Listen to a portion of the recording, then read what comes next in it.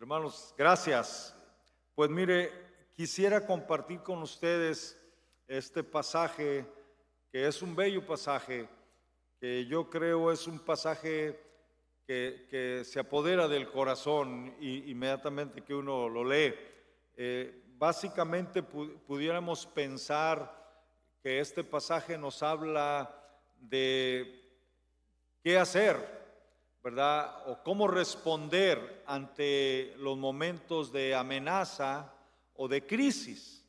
Cuando enfrentamos oposición, cuando enfrentamos algunas crisis, cuando enfrentamos algunos problemas, pues a veces no hallamos qué hacer o cómo responder. Pero alguien una vez dijo, sepa a dónde ir cuando no sabe qué hacer. Y nosotros sabemos a dónde ir. Aun cuando a veces no sabemos qué hacer, sabemos a quién podemos acudir. Bueno, muy similar encontramos aquí el caso de Nehemías. Yo creo que Nehemías es muy conocido dentro del pueblo del Señor porque fue un hombre que realmente amó a Dios y amó a su pueblo. Amó a Dios y amó a su pueblo.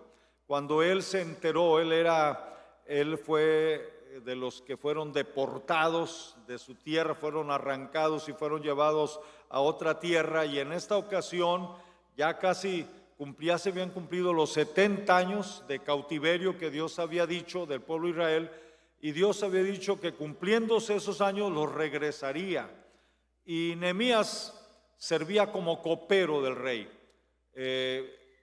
y esto quiere decir que él era el primero que tenía que probar el vino, porque el rey podía quizás ser objeto de envenenamiento, y pues el primero que tenía que probar el vino, si estaba todo bien, pues era el copero, ¿verdad? Así que es lo mismo que pasó también con aquel copero de Faraón a quien José le interpretó los sueños, ¿no? Y fue reinstalado, y el panadero no. Pero en este caso Nehemías era un copero, trabajaba ahí, y debería, por lo regular, era una exigencia que su rostro fuera un rostro presentable para servir al rey. Qué tremendo, ¿no? El hecho hasta ese punto. Sin embargo, este rey era el rey Artajerjes, un rey persa o medo-persa. Este rey llega a detectar una preocupación en Nehemías, le dice que cómo se encuentra, porque su rostro está demudado, y esto no es una cuestión de enfermedad, ¿qué es lo que está pasando? Y entonces Nehemías se ve descubierto y le dice, ¿cómo no voy a estar triste si la casa o la ciudad, sepulcro, ¿verdad?, donde están mis padres, está desamparada, está prácticamente desolada? Y entonces le dijo el rey, ¿qué pides? Y entonces él le dice, bueno, y yo oré al Dios del cielo. Fíjese, en ese momento, cuando le lanza la pregunta, ¿qué pides?, él dice, oré al Dios del cielo. Eso lo dice el capítulo 1 de Nehemías. Y entonces le propuso un plan. Y en ese plan, básicamente el rey se lo aprueba, le da el permiso, y él va a Jerusalén para reconstruir la ciudad, especialmente reconstruir los muros. Los muros eran una manera de protección. No tener los muros es estar a la intemperie de los ataques del vandalismo. Así que esencialmente, pues Nehemías va con ese propósito, y él es uno de los que lleva un tercer grupo de los que regresan a Jerusalén. Y entonces el primero había sido Zorobabel. Con Zorobabel prácticamente se dan los inicios de la construcción del nuevo templo, que ese templo, ante la oposición, se detuvo la construcción 15 años porque los enemigos del pueblo se opusieron y detuvieron la obra hasta que Dios levantó al profeta Ageo, ¿verdad? Profetas que vinieron, Malaquías, que vinieron a traer un mensaje del Señor, el caso de Zacarías igualmente. Bueno, con el caso de Nehemías va ahora, pero va para levantar los muros, para la protección. Y bueno, esencialmente se encuentra ante esta situación también de oposición. Por eso la reflexión así, la reflexión de que ante esos momentos de crisis, ante esos momentos de oposición, ¿verdad? Me encanta la respuesta de Nehemías. La palabra del Señor dice en el versículo 19 del mismo capítulo que leímos, dice: pero cuando lo oyeron Sanballat, horonita, Tobías, el siervo amonita, y Gesem, el árabe, hicieron escarnio de nosotros y nos despreciaron, diciendo: ¿qué es esto que hacéis vosotros? ¿Os rebeláis contra el rey? Note usted la calumnia y note usted la insistencia de estos enemigos que no eran prácticamente judíos, estaban los lugares vecinos, pero que eran hostiles al pueblo de Dios. Y era una situación insistente. En el mismo libro, en el capítulo 6, en el versículo 5 dice: entonces Sanballat, uno de los enemigos, envió a mí su criado para decir lo mismo por quinta vez. Note la insistencia, una y otra vez. Eran básicamente aguerridos estos enemigos. Y más adelante, en el versículo 9 y versículo 10 dice: porque todos ellos nos amedrentaban, diciendo: se debilitarán las manos de ellos en la obra y no será terminada. Ahora pues, oh Dios, fortalece tú mis manos. Así que en medio de todo esto, el propósito de esta oposición y de estos enemigos era desanimar, era bloquear el avance del pueblo de Dios, era amedrentar. A lo largo de la historia, esto ha pasado así en el pueblo de Dios. La iglesia, alguien dijo por ahí una vez, dentro de las pruebas que se puede decir de que Cristo realmente vive y que Cristo se levantó de los muertos, es la iglesia. Entre otras muchas, es la iglesia. ¿Por qué? Porque la iglesia ha durado más de 20 siglos en medio de tanta oposición. Y hoy, en pleno siglo XXI, la iglesia sigue creciente, la iglesia sigue adelante, la iglesia no se detiene y todavía sigue conquistando las puertas del enemigo. Y nadie parará a la iglesia hasta cumplir con la misión que el Señor le ha dado. Entonces me encanta esta respuesta que da Nehemías. Cuando todo está así en esa situación, él dice en el versículo 20: y en respuesta les dije, o en otras palabras, yo les respondí ante toda esa acusación y esa oposición. ¿Qué les responde? El Dios de los cielos, Él nos prosperará, y nosotros sus siervos nos levantaremos y edificaremos. Qué hermoso es. Mire, repita conmigo esa palabra, ¿verdad? El Dios del cielo, el Dios de los cielos, Él nos prosperará y nosotros sus siervos nos levantaremos y edificaremos. ¿Lo cree, iglesia? Nos levantaremos y edificaremos. Seguimos adelante. Hay mucho trabajo por hacer. La obra todavía no se termina. Dios sigue llevando adelante sus planes. Así que en medio de esta situación, en medio de esta oposición que trata de desanimar, esto no es nada nuevo, viene de tiempo atrás. Siempre hay aquellos opositores que van a tratar de amedrentar al pueblo, de atemorizarlos. Aún nuestro Señor Jesucristo no escapó de eso.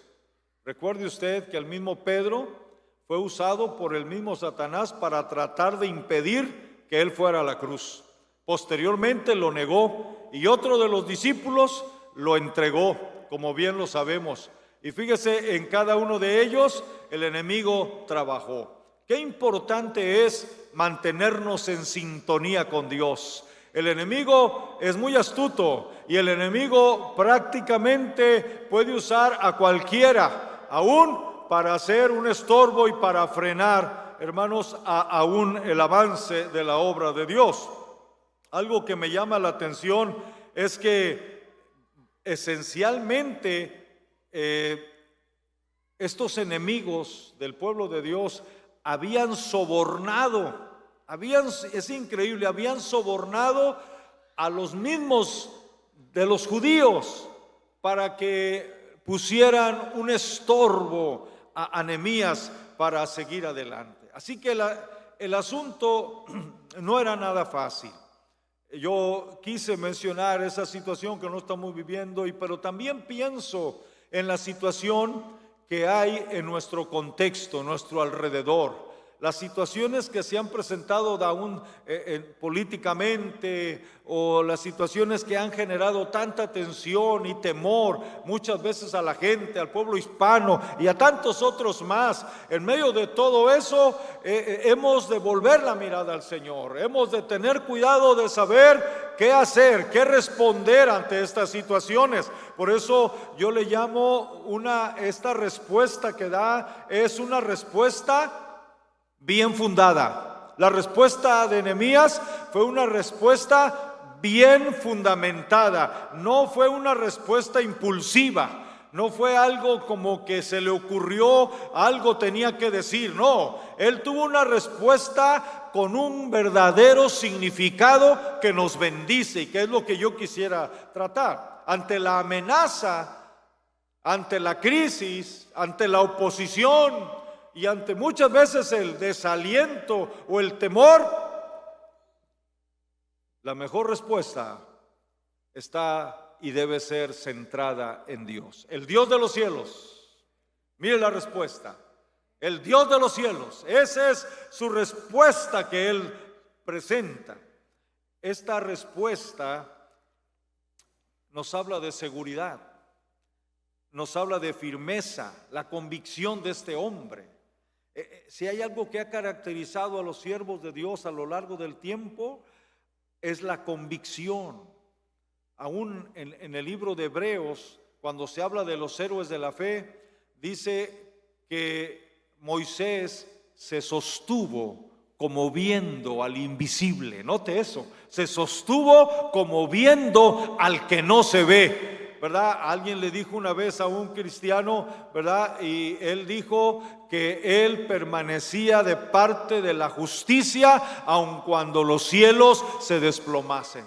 Porque es la convicción cuando realmente se tiene la seguridad. Y Nehemías habla de seguridad y habla de firmeza para enfrentar esa oposición. Ahora, esa convicción, pudiéramos preguntar, ¿de dónde viene? ¿En qué está anclada?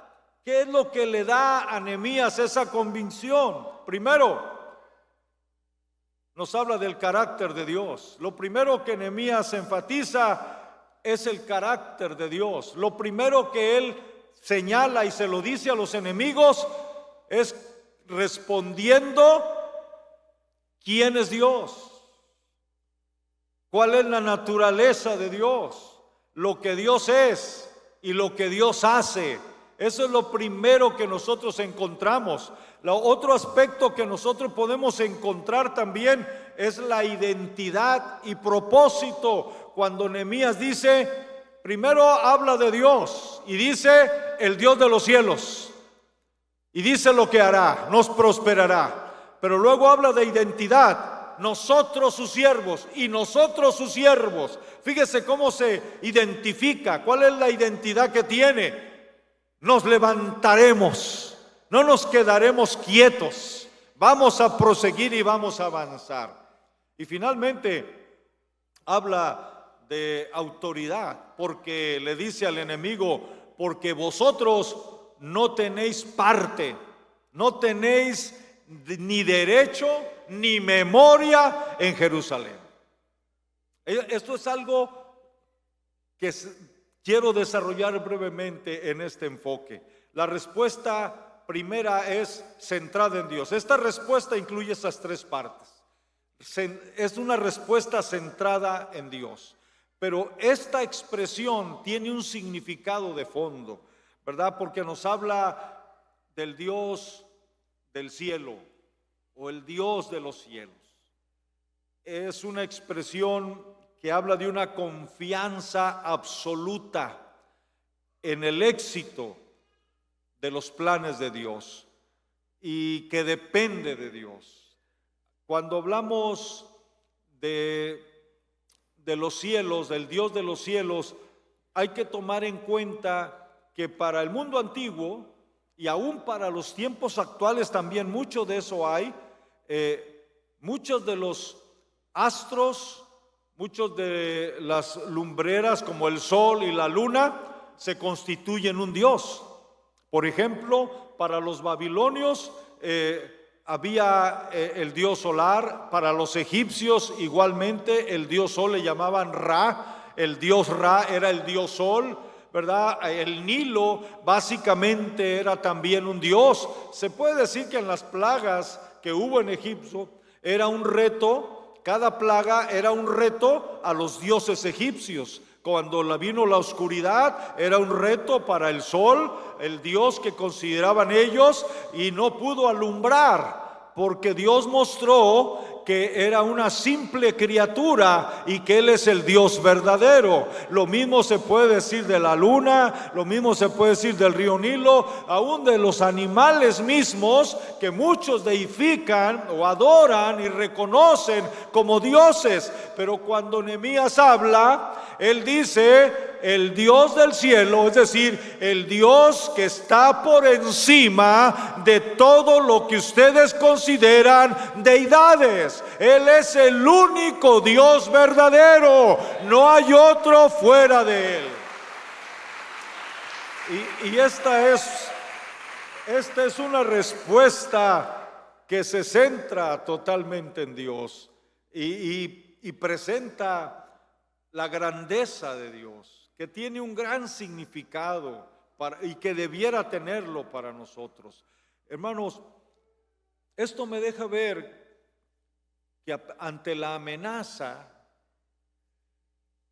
la respuesta de Nehemías de esta forma habla de que conoce a Dios. Realmente tiene un conocimiento de Dios. Y no me refiero a un conocimiento intelectual, porque la verdad, vivimos en un mundo donde hay tantos intelectuales y eruditos, gente que no podemos negar con una gran capacidad, aún dentro de las áreas teológicas, bíblicas o de las ciencias bíblicas. Sin embargo, cuando estamos hablando de este conocimiento, estamos hablando de una vivencia.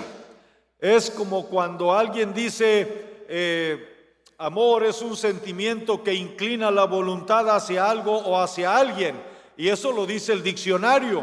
Y usted y yo lo podemos saber de memoria, pero a lo mejor nunca hemos amado. Usted puede dar una definición de lo que es el hambre, pero quizás no conoce el hambre en su propia experiencia o en mi propia experiencia.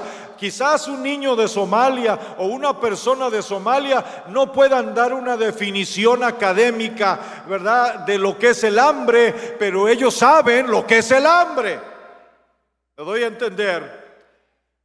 Estamos hablando entonces que no se trata de un mero conocimiento. Me encanta ver que cuando la Biblia habla de conocer a Dios, Dios mismo nos invita a conocerle. No se alabe el sabio en su sabiduría, ni el valiente se alabe en su valentía, ni el rico se alabe en su riqueza. Alabes en esto el que se hubiere de alabar, en conocerme que yo soy Jehová. Y la palabra conocer, que es una palabra tanto en el Antiguo Testamento como en el Nuevo Testamento, que significa intimidad, significa cercanía. Cuando se dice, por ejemplo, que Adán conoció a su mujer, está hablando de una cercanía, sí. Cuando se está hablando del conocimiento de Dios, se habla de alguien que ha aprendido a caminar con Dios. No una religiosidad, no algo distante, no Dios un apagafuegos que cuando solamente lo necesito, no. Es el Dios de mi vida diaria, es el Dios que da esencia a mi vida y a mi existencia. Dependo de Él, tengo comunión con Él. Y la comunión, fíjese que la Biblia nos habla muchas maneras de la cuestión de la comunión, pero una de ellas que a mí me encanta es cuando dice, he aquí yo estoy a la puerta y llamo. Si alguno oye mi voz y abre la puerta, entraré a Él. ¿Y qué dice? Cenaré con Él. Porque habla aún la comida, la cena, como una manera de cercanía, de intimidad. Cuando usted invita a alguien a su mesa, usted lo está introduciendo a la intimidad de su hogar. Y uno debe sentirse privilegiado de ser invitado a la mesa. ¿Qué hizo Jesús en la cena? ¿Solamente la tuvo con quién? Con sus discípulos. ¿Está hablando de qué? Está hablando de comunión. Así que cuando hablamos de Dios, estamos hablando de esa comunión e intimidad con Él. Y una de las cosas que me deja ver es que Nehemías básicamente conocía a Dios en esta dimensión. Alguien dijo una vez el caso de Enoc, porque Enoc caminó con Dios, dice la Biblia, y Dios se lo llevó. Note, caminó con Dios, era un hábito, Enoc, caminar con Dios. Y dice un autor, Warren Wiersbe, él llega a decir que un día Dios pasó y le dijo, Enoc, vamos a caminar. Mire la comunión. Y entonces le dijo Dios, oye, Enoc, estamos más cerca de mi casa que de la tuya, ¿por qué no te quedas a vivir conmigo? Y se lo llevó el Señor. Qué tremendo, ¿verdad? Hablando de esa comunión. Bueno, lo que estoy queriendo enfatizar es que Dios nos invita a conocerles. Cuando no conocemos a Dios, amados hermanos, buscaremos tantas otras soluciones, buscaremos tantas otras respuestas, pero la Biblia dice, tú guardarás en completa paz aquel cuyo pensamiento en ti persevera, porque en ti ha confiado. ¿Nota lo que dice? Es la paz de Dios en uno cuando nos centramos en Dios. No nos centremos en el problema. No hablemos del problema. Mejor digamos, hablemos y centrémonos en Dios. Es ahí donde está la respuesta. Nosotros somos llamados a centrarnos en Él. Los problemas pueden ser mucho más grandes que nosotros. Es más, situaciones que aún pueden ser imposibles, pero no para Dios. Y es lo que Nehemías está haciendo aquí. Y la Biblia nos invita a conocerle. Hay otros personajes en la Biblia que nos hablan de esta característica. Su gran anhelo fue conocer a Dios. Conociendo a Dios, ellos podían enfrentar la vida misma. Pablo, el apóstol, un hombre que fue azotado varias veces, recibió 40 azotes menos uno por varias ocasiones, él fue azotado. Y entonces él dijo, por lo cual asimismo padezco esto, pero no me avergüenzo, porque yo sé en quién he creído y estoy seguro que es poderoso para guardar mi depósito para aquel día. Él conocía a Dios y sabía que Dios era poderoso para sostenerlo y para llevarlo a la meta. Lo mismo pasó con los jóvenes hebreos, cuando los pusieron frente al horno y ellos dijeron, el Dios a quien nosotros servimos puede librarnos, el Dios al que servimos puede librarnos. ¿Se fija? Creían y sabían que Dios tenía poder y le dijeron, Él puede librarnos y de tu mano nos va a librar. Y si no nos libra, debes de saber que de todos modos no vamos a adorar a tus dioses. Qué interesante es que cuando se habla del conocer a Dios, se enfatiza el poder de Dios. Ponen la énfasis en el poder de Dios. ¿Qué dijo Jeremías? Jehová está conmigo como poderoso gigante. Por tanto, no temeré lo que me pueda hacer el hombre.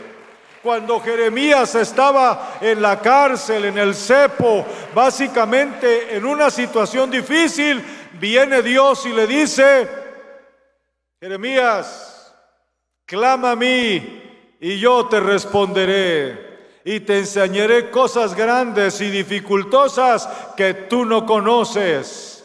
Cuando Job se encontró al último, quizás en un momento ya desesperado, empieza a cuestionar a Dios y de repente Dios se vuelve y le dice: ¿quién es ese que oscurece el consejo con palabras sin sabiduría? Job, ahora siéntate, ciñe como varón tus lomos, porque yo te voy a preguntar y tú me vas a contestar. ¿Dónde estabas tú, Job, cuando yo hice los cielos y la tierra? Note eso, qué pregunta, ¿no? A cada uno de nosotros nos dejaría pasmado. ¿Dónde estabas tú, Job, cuando yo hice los grandes témpanos de hielo? ¿Qué estaba diciendo Dios? ¿Sabes quién soy, Job? El Creador, el que hizo todo cuanto existe, el que tiene tu vida en mis manos, el que tengo tu vida en mis manos, el que te di el ser. Aleluya. En esa perspectiva, cuando conocemos a Dios realmente, quién es Él, todo su poder y toda su grandeza. Y Nehemías conoce al Dios del cielo, el Dios único. Lo que está diciendo es: no hay otros dioses. Y todos esos astros y todos esos lumbreras, aunque la misma astrología llega a tener la que tiene que ver relación con la vida del hombre en un sentido espiritual. Bueno, déjeme decirle, básicamente no hay otro Dios. Lo que está diciendo Nehemías, Él es Él no dice un Dios, no decimos de un Dios, porque un Dios indica que hay otros, pero Él, el único, no hay otro Dios fuera de Él. Es así, de tal manera que la Biblia nos presenta una descripción de Dios, o Dios mismo nos da una descripción. Me encanta el capítulo 40 de Isaías. Le invito a que lo vea y mientras yo entre líneas voy a leerle algunos pasajes y vea, mire cómo Dios se describe a sí mismo. Dios mostrándole al pueblo quién es. ¿Sabe por qué? Porque el pueblo de Israel, cuando encontrándose en cautiverio, arrancados de su tierra, dice la Biblia que ellos habían colgado sus arpas, es decir, ya no había alegría, había tristeza, estaban frustrados, y entonces ellos pensaban que Dios los había olvidado y que los tiempos pasados eran tiempos ya antiguos, cuando libró a Israel de Egipto, pero que ahora era otra historia. No sé por qué, pero nosotros siempre tenemos la tendencia, aunque vemos la mano de Dios, lo sobrenatural de Dios en la Biblia, cuando enfrentamos personalmente situaciones o congregacionalmente, a veces llegamos a pensar como que en aquellos tiempos fueron otros tiempos, pero Dios no cambia. Y Dios le llega a decir, por ejemplo, al pueblo: no os acordéis de las cosas pasadas, ni traigáis a memoria las cosas antiguas. He aquí, yo hago cosa nueva. Nuevamente voy a abrir camino en medio de la mar, y voy a poner para que mi pueblo beba aguas en medio del desierto. Aleluya. Qué hermoso es Dios hablando y diciendo: todavía puedo obrar a favor tuyo, todavía sigo teniendo el mismo poder. Dios no cambia, Dios es el mismo. Él no es más poderoso hoy que ayer. Dios no es más santo hoy que ayer. Él es permanentemente. Él es el ser perfecto. Todos nosotros cambiamos, pero Dios no cambia, porque es el ser perfecto del que depende todo lo demás. Y Nehemías tiene ese conocimiento de Dios. Pero mire ahí Isaías, el capítulo 40. Mire cómo dice el verso 12. ¿Quién midió las aguas con el hueco de su mano y los cielos con su palmo? Con 3 dedos juntó el polvo de la tierra y pesó los montes con balanza y con pesas los collados. ¿Quién pudo hacer eso? ¿Quién puede meter el mar y las aguas en su mano? Solo Dios. Note, Dios es el que está hablando aquí. Él está dando la descripción de sí mismo. Ese es el Dios nuestro. Pero mire, sigue diciendo el pasaje en el versículo 15. He aquí que las naciones le son como la gota de agua que cae del cubo, y como menudo polvo en la balanza le son estimadas. He aquí que hace desaparecer las islas como polvo. Y siga leyendo el verso 17. Como nada son todas las naciones delante de él, y en su comparación serán estimadas en menos que nada, y lo que no es. ¿A qué pues haréis semejante a Dios? ¿O qué imagen le compondréis? ¿Por qué cree usted que Dios está en contra de hacer imágenes, de hacernos imágenes de Él? No te harás imagen de lo que está arriba en los cielos, ni abajo en la tierra, ni en las aguas debajo de la tierra. No te inclinarás a ellas, ni las honrarás, porque yo soy Jehová tu Dios. ¿Por qué? Porque las imágenes denigran el carácter de Dios, porque no hay imagen que pueda compararse con la grandeza de Dios. ¿Qué hay algo digno para comparar a Dios? ¿Sabe lo que hizo Israel? Agarraron, hicieron un becerro de oro, ¿y qué dijeron? Es fiesta para Jehová. Eso es lo que representa a Dios, un becerro de oro. Eso es la imagen, ese es realmente el Dios nuestro. Y Dios dice: no te hagas imagen, porque realmente las imágenes engañan al hombre, porque Dios está muy por encima de los mismos cielos. Hay un autor que le llama Dios es el totalmente otro. No podemos tener una imagen porque no hemos visto nunca a Dios, no sabemos realmente. Ahora, esto es interesante. La tendencia humana es que cuando conocemos algo o a alguien, después de un tiempo nos dejamos de deslumbrar. ¿Está usted queriendo conocer quizás a algún lugar de la naturaleza, algunas cascadas, algún bosque?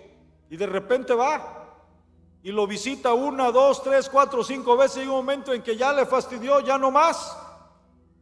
Porque tenemos la tendencia de agotar. Conoce usted una persona, un artista, una personalidad, y quizás se sienta sorprendido un rato, pero cuando ya le conoce más, pierde la atracción.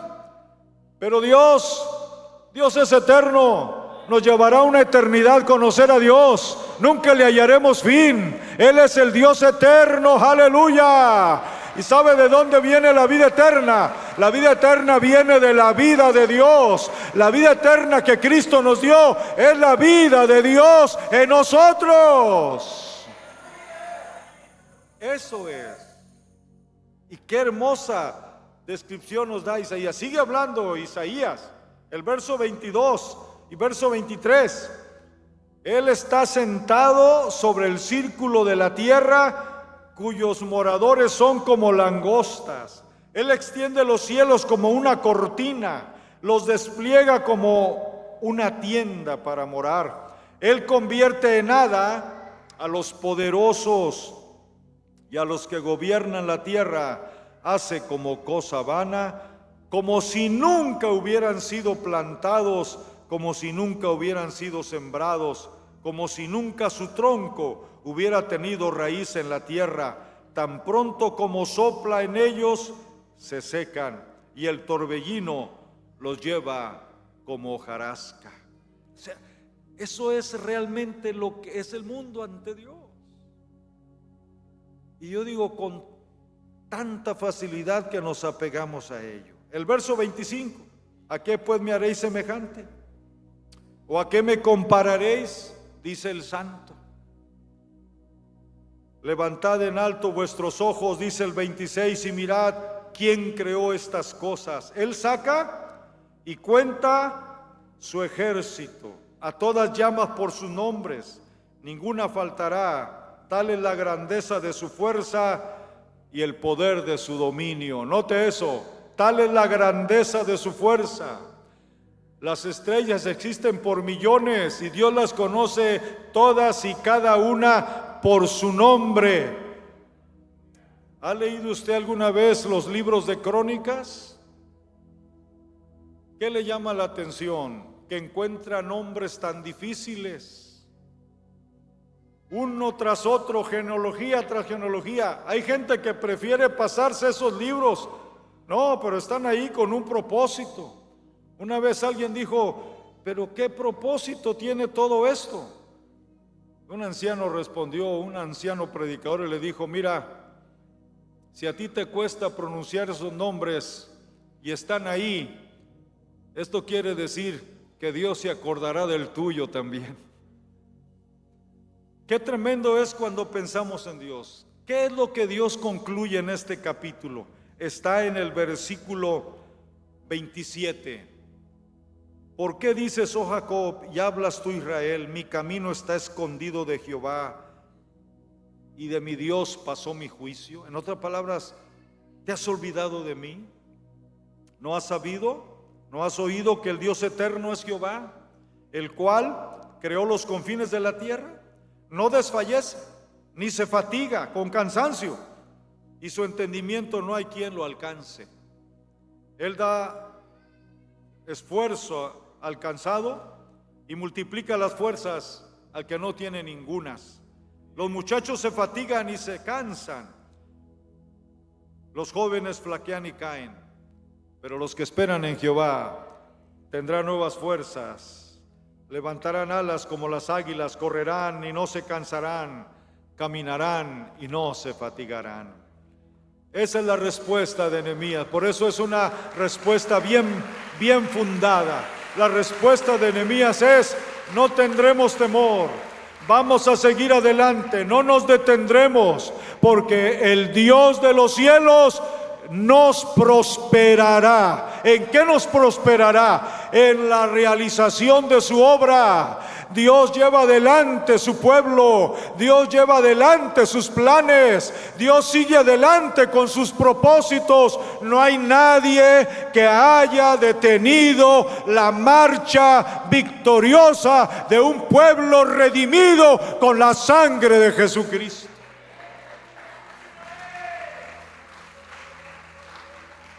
Esto es una de las partes más bellas cuando yo veo esa respuesta de Nehemías, pero no es la única, aunque es la más hermosa.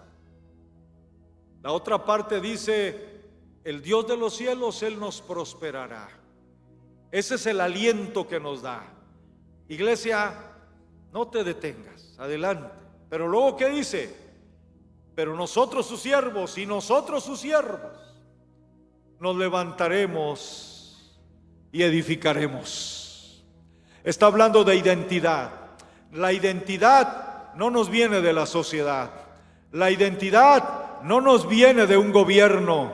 La identidad no nos viene de una posición. La identidad no nos viene de una cuestión acaudalada. La identidad no nos viene de la educación, la identidad nos viene de Dios mismo. Somos hijos de Dios, hijas de Dios. Nunca acepte otra identidad. Si hay algo que Satanás quiere, es que usted pierda su identidad. Pero sépase que usted es un hijo de Dios, una hija de Dios, que Dios ha amado.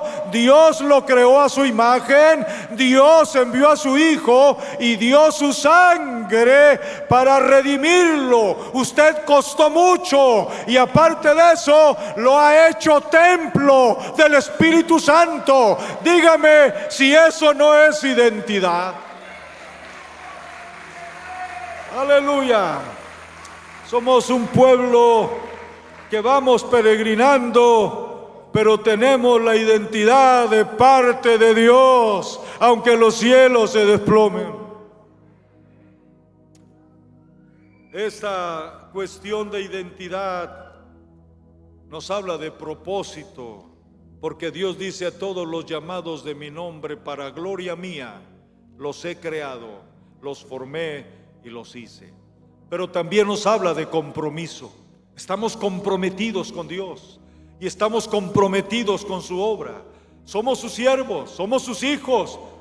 Pero también dice: nos levantaremos y edificaremos. No nos podemos quedar quietos, no nos podemos quedar callados. Tenemos que seguir llevando este evangelio. Hermanos, así como Nehemías le dijo a los enemigos: ustedes no tienen parte ni derecho con nosotros, así también Satanás y toda su hueste infernal no tiene parte ni derecho dentro del pueblo de Dios. ¿Y sabe qué? Un día saldrá de la historia de la humanidad, cuando Cristo venga por segunda vez y cuando estemos en su gloria. No habrá más Satanás y no habrá más pecado y no habrá más llanto ni más dolor. Pero entre tanto caminemos aquí, tenemos un compromiso, el compromiso de llevar adelante la obra de Dios, el reino de Dios. Por eso Dios sigue llamando obreros para su mies, porque Él es el dueño. Mire, ¿sabe quién lo autoriza para ir y predicar? Jesucristo. Toda potestad me es dada en el cielo y en la tierra. Mire, Satanás le estaba ofreciendo los reinos, pero mire, ahora que Jesucristo obedeció, se sometió al Padre, le ha sido entregada toda potestad, como el Mesías. Jesucristo siempre ha sido Dios, pero en su humanidad Él recibió toda la autoridad del Padre. Él es nuestro hermano mayor, Él es nuestro modelo, y básicamente dijo: con esa autoridad yo los autorizo a ustedes para que vayan a todas las naciones, a todas las etnias, a todos los lugares, y en mi nombre prediquen el perdón de los pecados, prediquen el poder de mi nombre. Por eso es que hablamos de Jesucristo. Por eso es que hay misioneros alrededor del mundo, hermanos, y siguen llevando. A muchos lugares son hostiles al evangelio, pero las puertas del infierno no prevalecerán contra la iglesia.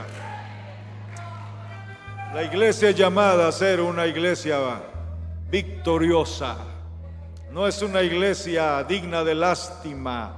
No, no es así. 21 siglos y aquí está el pueblo de Dios. Sigue adelante a través de cualquier circunstancia. Este es el mensaje de Nehemías. Esta es la respuesta que dio, y esta respuesta satisface. Yo quisiera hacer una invitación a reflexionar en esta respuesta que dio Isaías. Yo quisiera primeramente hacer una invitación para todas aquellas personas que no han tenido un encuentro personal con Jesucristo. No estoy diciendo que no hayan oído hablar de Él, sino que no hayan tenido un encuentro. La Biblia dice que si confesares con tu boca que Jesús es el Señor y creyeres en tu corazón que Dios le levantó de los muertos, serás salvo. Por eso es que hoy en día y en este momento yo quiero hacer una invitación. Yo quiero invitar a la iglesia después, pero ahorita incline su rostro un momentito. ¿Habrá en esta mañana o en este tiempo alguien que quiera tener un encuentro con Jesucristo? ¿Alguien que quiera recibir a Jesús en su corazón? ¿Alguien que quiera entregarle su vida a Cristo Jesús? Ahí puede levantar su mano, ahí donde está. ¿Hay alguien?